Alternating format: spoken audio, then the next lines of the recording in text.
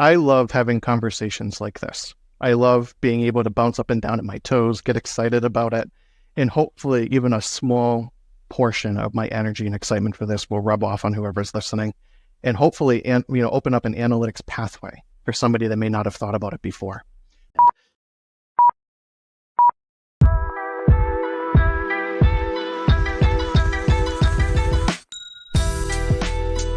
Welcome back to the Insights by Design podcast. We're thrilled today to be joined by Joe Dery. Joe, how are you?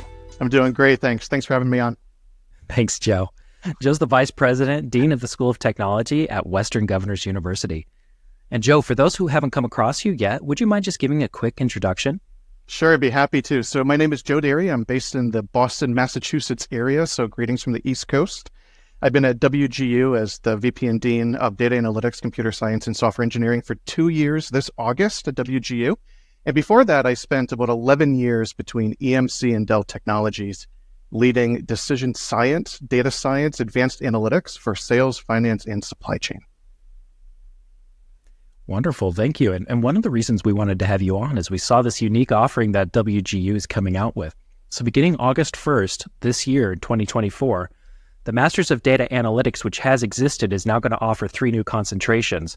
Data science, which makes sense. Data engineering, very high demand. But something unique and first of its kind, decision process engineering. We wanted to learn a little bit more about that. What is decision process engineering? I'm so happy you asked, and I'm so thrilled to be doing this at WGU. In my last role, if I just go back down memory lane for 2 seconds, when I was at Dell, the one thing I realized with advanced analytics roles, data science roles, data engineering, is the thing that you were really trying to influence was the process in which decisions are made. You're trying to make sure that your analytical insights end up in the right hands in the right way at the right time. But a lot of advanced analytics professionals, they tend to think first about the algorithm, the data pipelines, the dashboard. Everyone's getting a dashboard. You're getting a dashboard. He's getting a dashboard. She's getting a dashboard. But they're not really thinking about, from the end user perspective or potentially the consumer perspective, what exactly is the behavior you're trying to drive? And if you can actually flip this around and start with the decision-making process and then figure out where the advanced analytics go, where the insights need to be, the level of explainability, the latency, and so forth, you can start to stitch that in to actually support and influence the decision-making process. So this new concentration is going to bring 3 things together.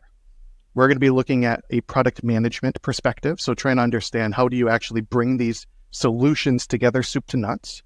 We're going to be looking at process engineering, which looks at process discovery and mapping, so understanding what's actually happening in the business, collecting the digital breadcrumbs and the things that may not actually be present in the systems today that you need to start capturing.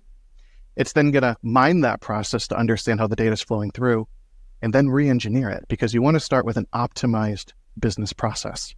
You don't want to just put duct tape on top of it. And then as the final course in that curriculum, before you go into a concentration-specific capstone, it's a course specifically on decision intelligence. That course is about bringing 3 things together. You have people, process, and technology.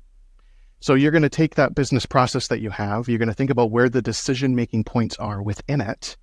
You're going to understand the external, the intrinsic, the mediating effects. So think of it as going into the store and buying, say, maple syrup, for example.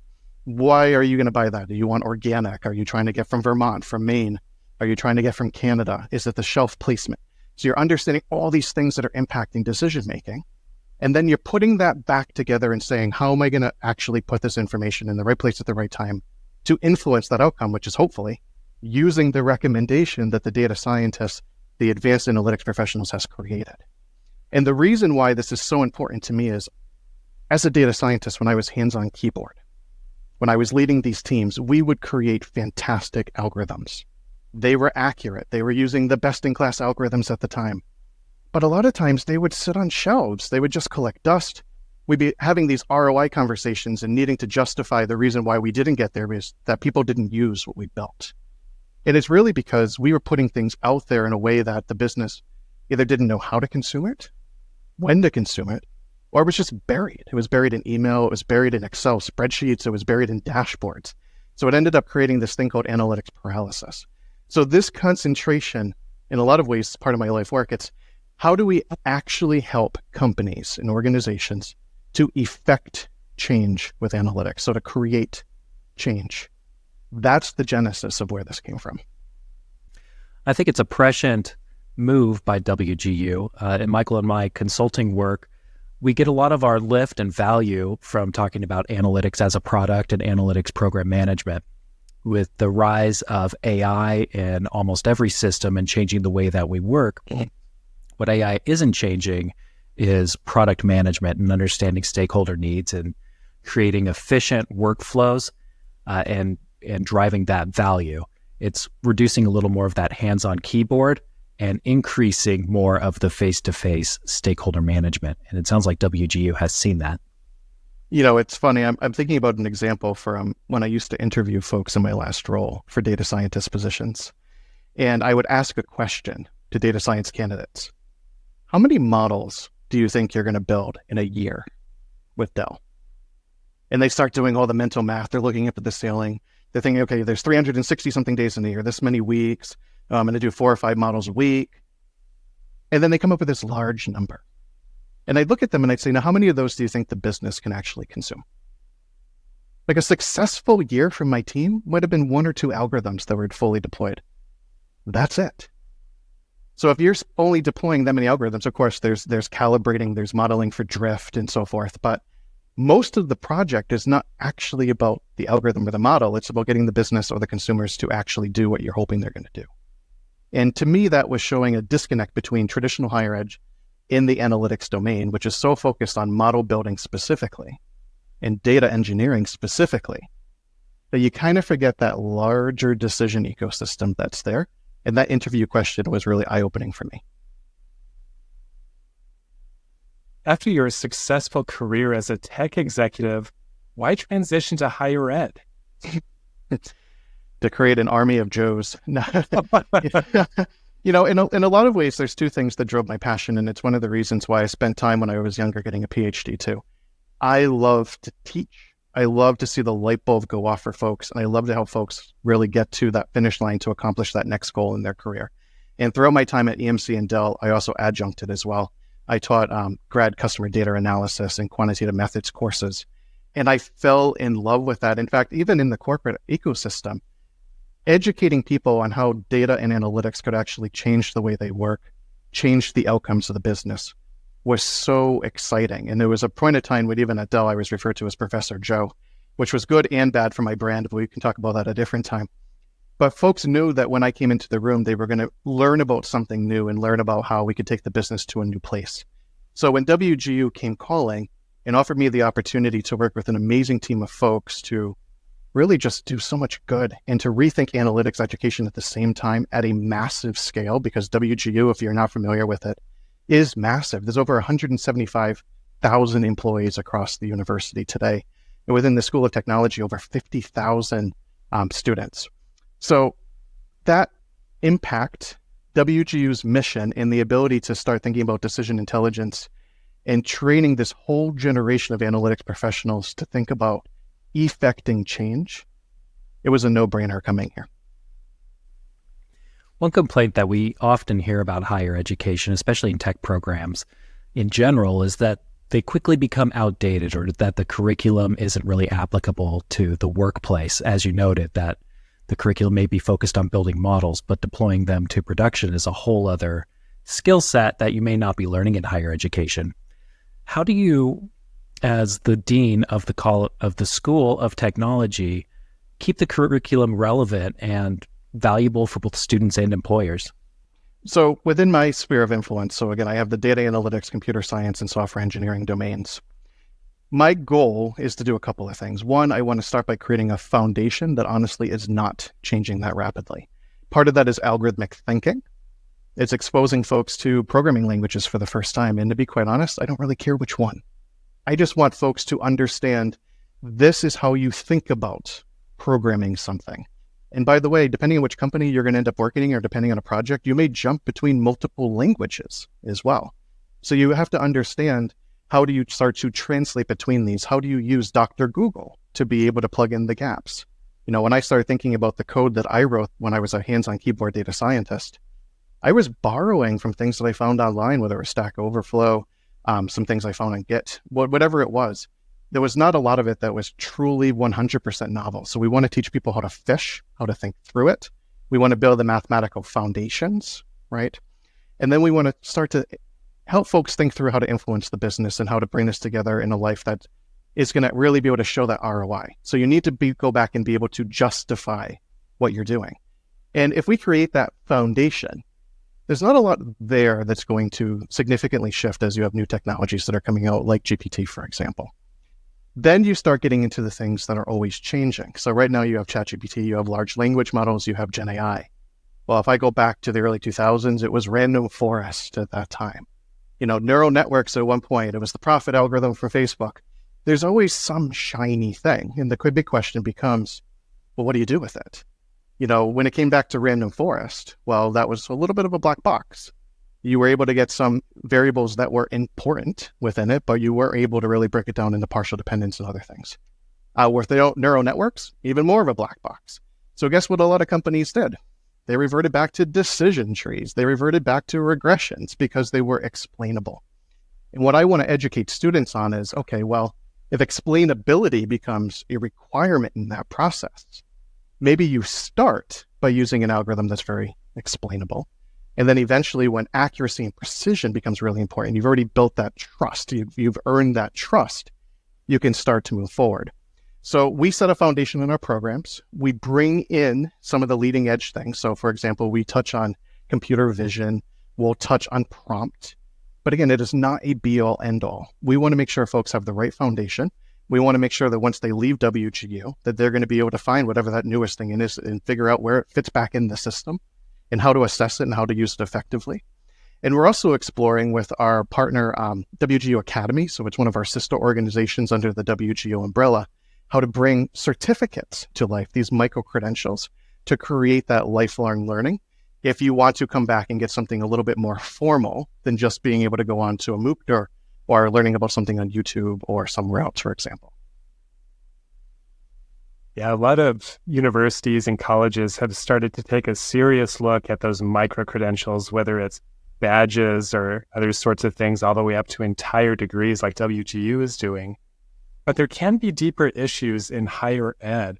According to a 2023 Gallup poll, public trust in the value of higher education has declined 21% to a new low, whether it's concerns about the cost of a college degree or a micro-credential or concerns about politics in higher ed. What can universities do to win back public trust? I think a lot of it is transparency. So as you guys will know, and as others will know from looking at my LinkedIn and other channels, I love to get out there and talk about what we're doing and why we're doing it. We don't hide anything. I want to talk about why decision process engineering is exciting. I want to talk about the certificates that we have in the works.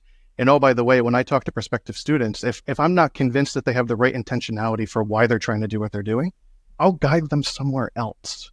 And that's the one thing I love about WGU is as a nonprofit that's really student focused, we want to make sure that folks are finding the right pathway to opportunity. When I look at traditional higher ed, and there are examples of great institutions and others that have opportunity areas, it comes down to intentionality. What are we trying to do? Who are we trying to help? How do we think this can help somebody go from point A to point B? And how transparent are we being about that?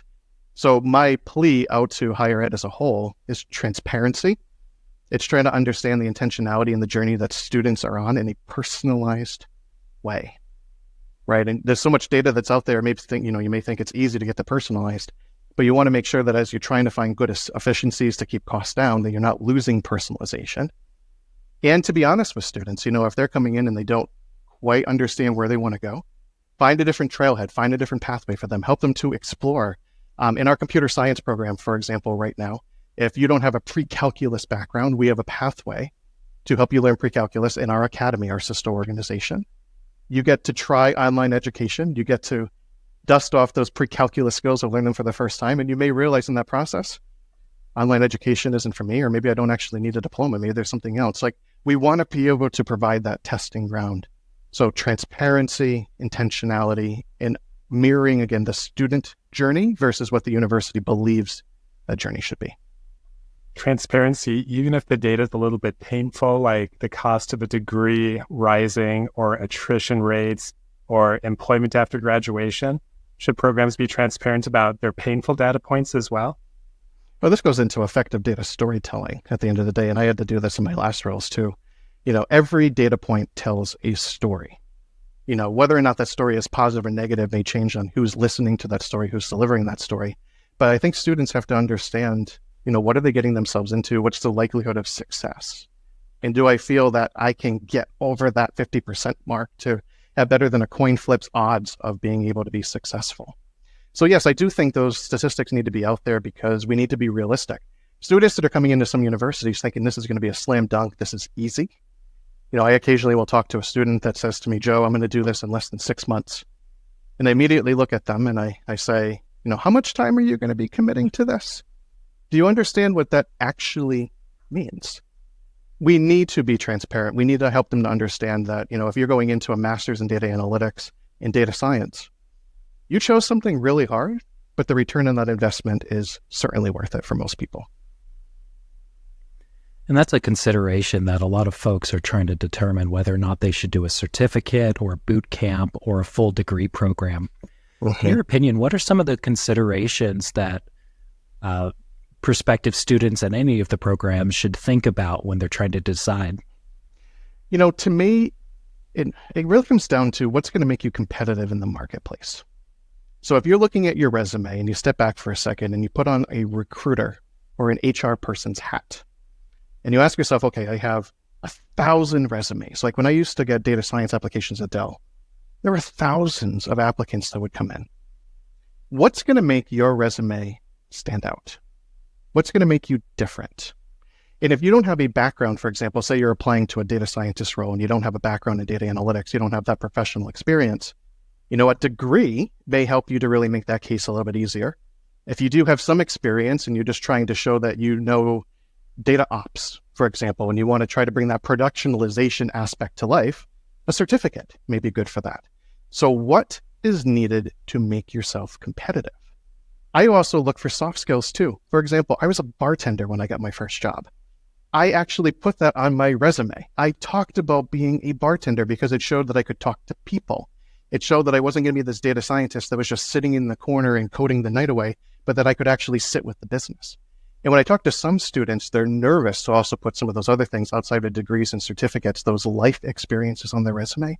But I am telling you, that is something that helps you to stand out as well.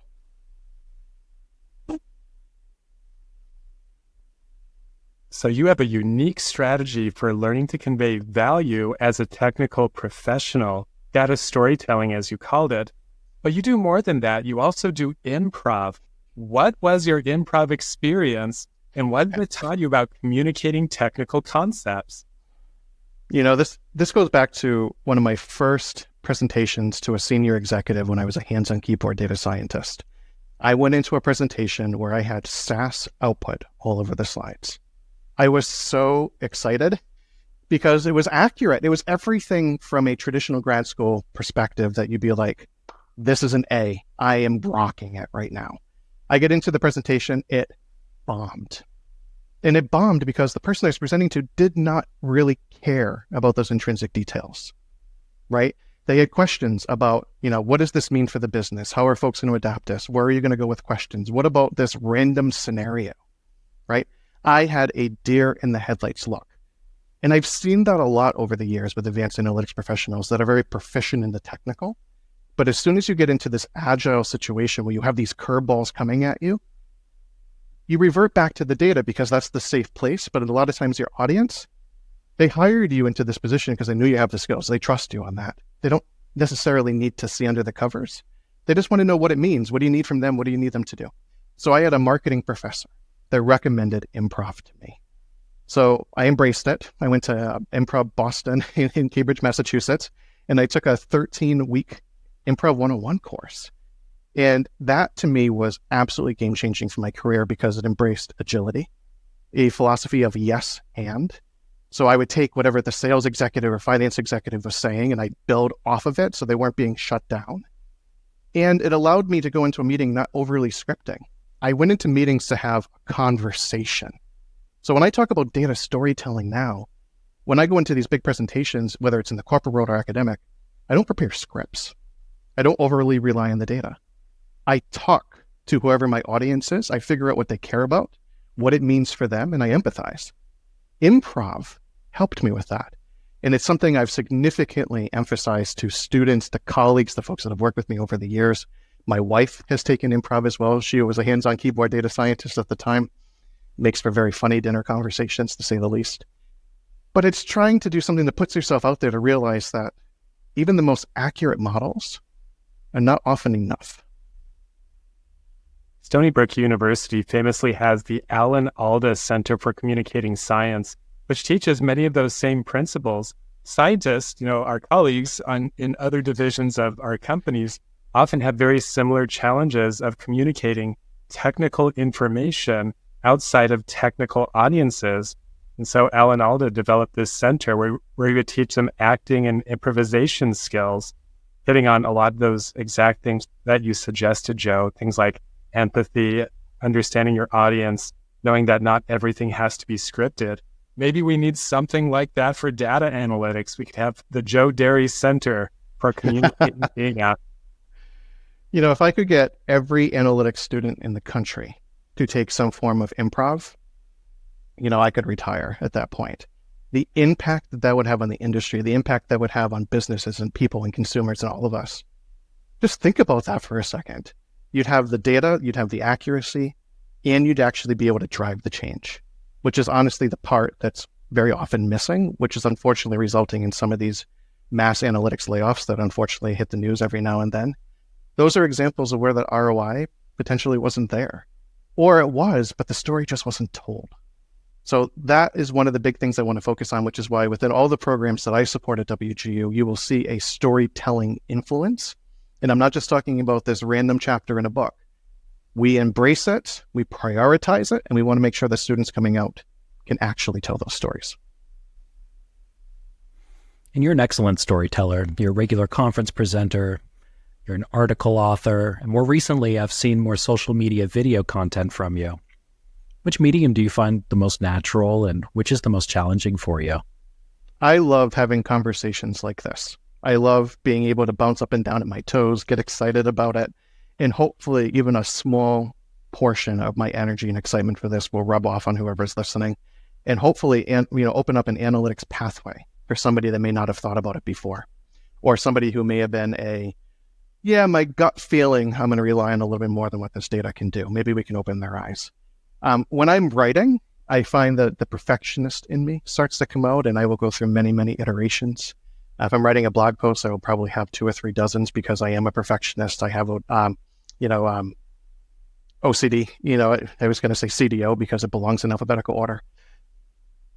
When I'm talking like this, though, it forces me to be in the moment, to again rely on improv. And this used to be very uncomfortable for me. I am an introvert. And it's through improv and through, honestly, bartending, so just the food service industry in general, that I was able to break through things that made me very uncomfortable. And this is now my favorite medium. You regularly speak at CDAO conferences, and that's the Conference for Chief Data and Analytics Officers. What are some common trends that you are hearing from the C-suite? So right now, everyone's trying to figure out, you have this new shiny thing with Gen AI. What do you do with it? Because every board across all these major companies, they don't want to be the last one to the new table, right? They all want to use it in some way. They want to embrace this new tech because from a delivery vehicle perspective, it's huge, right? It gives you a way to interact with your end user, with the consumer in a way that honestly has been very difficult in the past. But again, that's all it is. It's a way to interact and deliver information and consume information in a new way. You still need to think upstream, though, about the algorithms. You need to think upstream about data management. So some of the themes that came out of the most recent meeting of CDAOs was really around a back to basics, back to traditional data management. Data lineage was a huge topic. Because in the past, when you were bringing a lot of these different products to market, you had time. It took time to build interfaces. It took time to deploy. With ChatGPT and the like, these language models, time, it's shortened now. The actual deployment itself can go a lot faster, which means garbage in, garbage out. If you haven't had the time to think about data lineage, data documentation, single source of truth, what's the latency of some of the data that you're collecting, you now need to think about that very much upfront and from a more macro scale. It can't be specific to a particular project anymore. So we've taken this long operational process of how you bring these products to life and shortened the backside of it. So what do you do upfront now? And that's where a lot of the conversations are focused. I love that. I was recently at a CDAO conference in Boston, and one of the CTOs from a Fortune 100 said something that really resonated with me. When everybody was talking about their AI strategy, he said, I don't have an AI strategy. I still have a business strategy, and my outcomes are the same. I'm looking to embrace new technology to optimize my strategy and looking to identify risks that I can mitigate against my strategy. And that really resonated with me because AI doesn't live in a vacuum by itself. At WGU, you're looking for student outcomes. You're not looking for AI outcomes. And AI really just helps you optimize the student experience and outcomes, or you have to mitigate against the risks of AI against your business strategy. And so I think there's a good cohort of CTOs, CDOs, CIOs who are getting back to basics, as you've noted. Well, and embracing storytelling, right? Because they need to be able to tell that story up to their senior leadership, to their boards, to be able to say, yes, we are embracing this new technology, but within this greater strategy that you're talking about to make sure that we can show that value and are doing the right things. Can you talk a little bit more about how you evangelize the importance of data storytelling? Personally, I've wondered whether storytelling is an unfortunate term because it can make people think, man, I hated English class. I can't even retell like Goldilocks and the Three Bears convincingly to my kids. How am I going to learn to be an effective data storyteller? Well, for me, data storytelling and storytelling, I just want to start with, I don't see them as any different, by the way. Data is a supporting character in a story. But the reason why I like storytelling is that stories evoke emotion, right? They are meant to bring joy, to create fear and suspense, to create optimism, right? There's a strategy behind what you're talking about. And it also makes you frame the story in terms of, this rising action, some kind of a climax, a falling action, and a resolution, which sometimes advanced analytics professionals can forget that there needs to be that full narrative arc as you're talking to a stakeholder or an executive or a leader or a customer. So storytelling forces us to, again, put the human back into the loop in some way. Now, the other way you can think about this too is, make it personal. You're trying with your significant other, with your partner to figure out what to get for dinner tonight. You really want Taco Bell, okay? Which, yes, I have a guilty pleasure for Taco Bell. How do you convince your spouse to get Taco Bell or to somehow choose an option that has Taco Bell on the way? And you start getting into negotiation tactics. You start telling stories. Maybe you bring up a childhood memory that's meant to, get that single tear down the cheek or something, right? Storytelling gives us a way to help progress, to move forward, to step forward. So if you're thinking about this now and thinking to yourself, I hate storytelling, I hate presenting, that was me. Like other than trying to convince somebody to go to Taco Bell, I suppose. And then I realized through some of these other forums that we tell stories every day. Just think about what you've been doing up until watching this today. What have you been doing? What stories have you told? Even these little micro stories. And if we can take that same intentionality and put it on top of data projects, analytics projects, that's the missing piece. That is the thing that's going to really take us from great to, the new world when it comes to using ChatGPT effectively and things like that. So don't be afraid of it. Embrace it, try it. Stories can mesh and mold too. Like there is no wrong answer. It'll help in a lot of ways once you just try it. Yeah, and I think this connects back to what you were saying about transparency, because in a lot of data storytelling, certain data points are going to come to the foreground and certain data points are going to go to the background. For instance, if you're really craving Taco Bell and you got food poisoning there last week, you're probably going to downplay that data point. But depending on who your audience is, that could be really important. And so I think with data storytelling, it's important to be as transparent as possible about what your own biases are and what you're potentially minimizing or leaving out. Like which data points did not make the supporting cast, so to speak. I gave a presentation with Kamal Distal from Toyota recently on storytelling, and this was actually at a CDAO summit. And one of our key takeaways that we presented was don't sugarcoat the data, right? You want to put it forward, like the fact that there was food poisoning. Well, I would actually then take that into a storyline to say, but this other location that's only 10 minutes further doesn't have any history of food poisoning. And it's not actually Taco Bell, it was something specific to that location.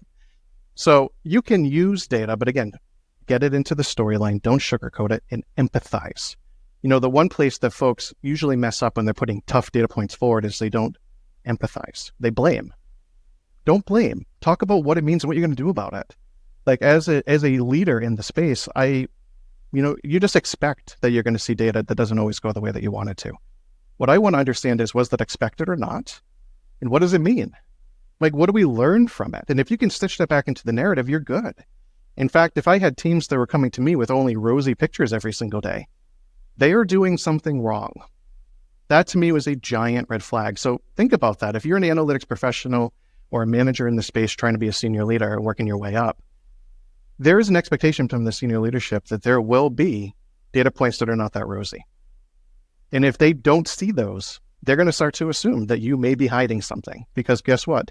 It's tough to build accurate models. It's tough to predict or hypothesize what's actually going to happen. Like, this is a hard job. So if you can stitch that, show what you're learning, and move forward, you are going to earn so much more trust and affect a lot more change. I think it's a concept that a lot of data analysts are uncomfortable with and need to become more comfortable with.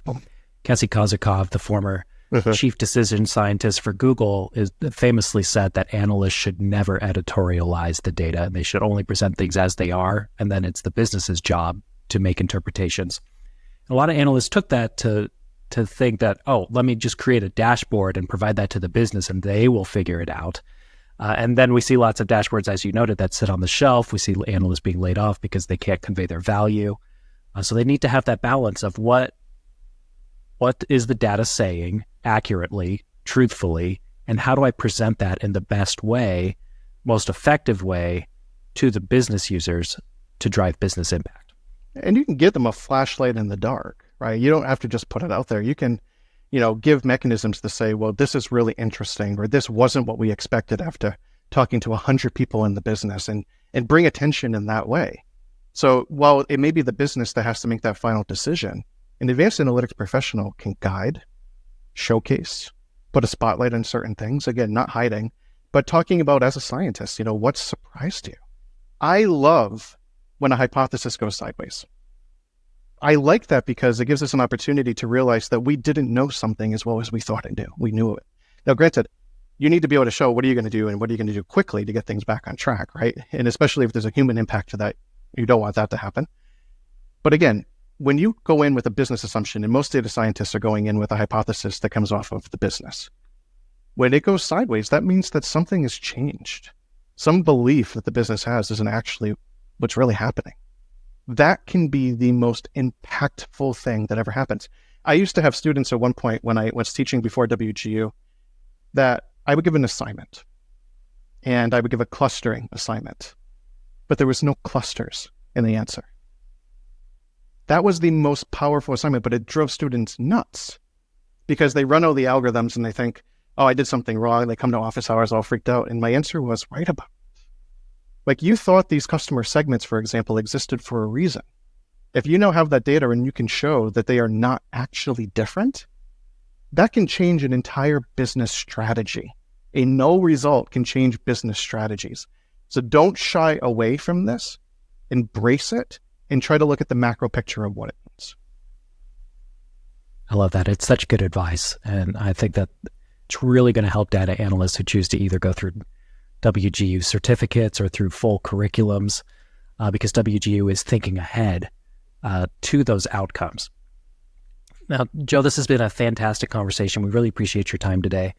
We want to end with some tough questions. We know as a Boston native, Boston's full of opinions. So we want to go through a lightning round of this or that. So we'll give you two options, and we want you to pick the one that you think is the best. Sounds we'll good. Start easy. The innovation trail or the freedom trail? Oh, these are hard. Freedom Trail, because I think it's important to know where we came from. The Liberty Hotel or the Omni Parker House? Liberty Hotel, because one of the restaurants is in the old jail, and it's very exciting. Dorchester's Museum of Bad Art or the Museum of Fine Art? I am a Museum of Fine Art person for sure. And part of that is because I really love Rodin, and occasionally there's a Rodin exhibit. Duck boats or Tremont Street ghost tours? Oh, the ghost tours. If we were in Seattle, I would have said the duck boat, but the ghost tours for sure. Harvard or MIT? Now you just want me to make enemies. I'm going to pretend like my audio cut out on that one because I know great folks at both institutions and do not want to throw any shade, my friend. Well, now we're going to have you make enemies. Who has the best cannoli? Mike's Pastry or Modern Pastry Shop? No, I'll die on this hill. It's Mike's Pastry. I will die on that hill, 100%. And you also know as a native that, you skip the line. So that's right. Well, Joe, thank you so much. This has been an incredibly valuable conversation. Where can people find you and find out more? So I'm most active on LinkedIn. Feel free to message me as well. I'm always happy to have a conversation. If you're experiencing something difficult at work when it comes to analytics, I'm always happy to ideate and brainstorm. I truly love analytics. Like I said, I married a data scientist. I'm hoping that at least one of my two kids who's 4 and 6 years old will become a data scientist. I love this space, and I'm always happy to have a conversation about it. Wonderful. Thank you so much. And Joe, I hope you have a great day. Thanks a lot for the time. Appreciate it. Bye, Joe.